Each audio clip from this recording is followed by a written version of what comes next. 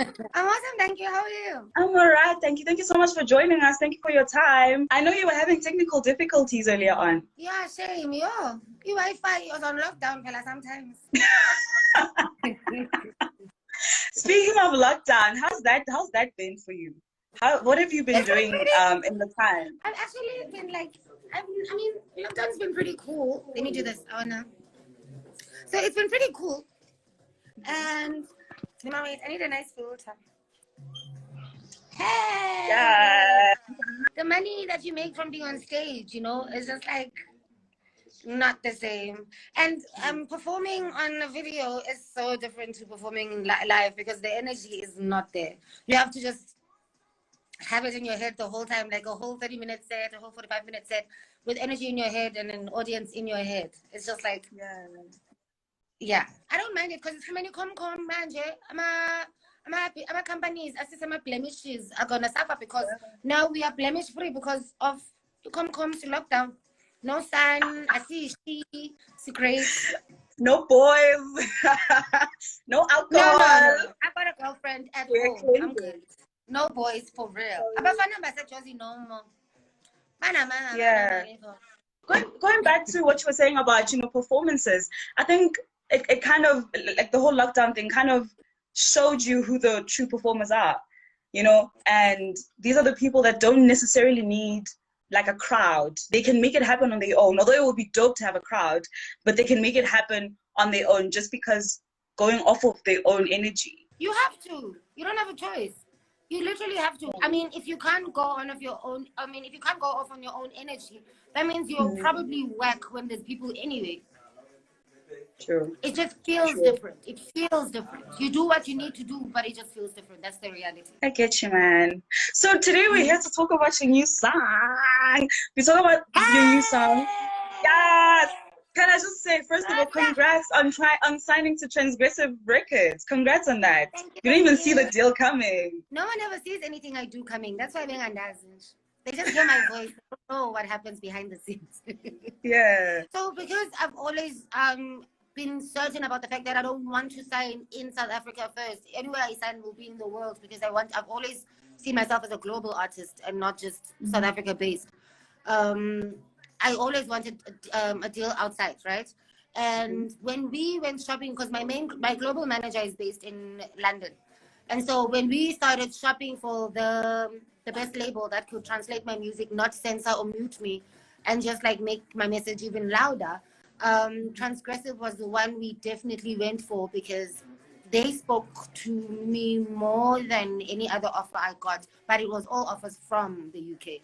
And so it was part of my plan. I get it like the same way I said I wrote Beyonce down 10 years ago. I didn't know how it was going to happen, but when it happened, I ticked the box. I wrote this one down too.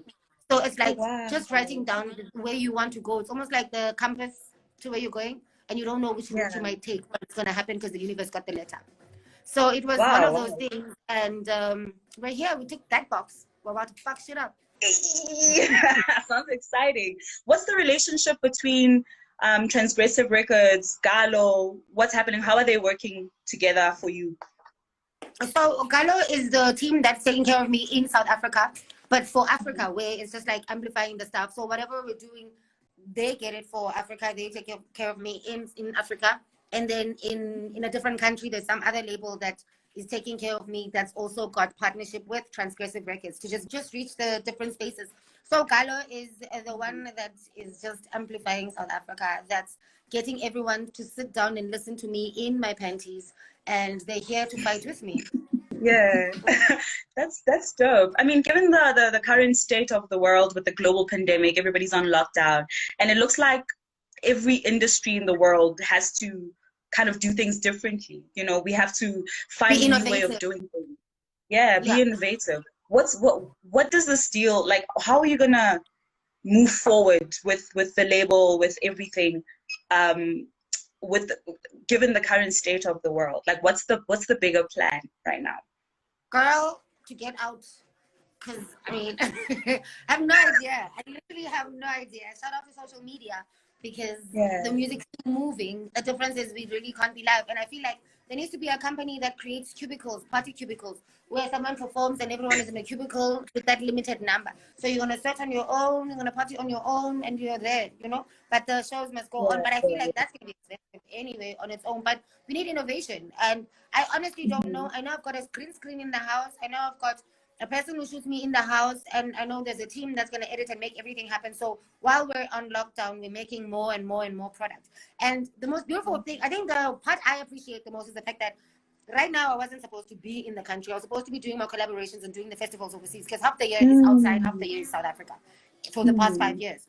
So now it's like, mentally I was ready to be on lockdown, but it was for products.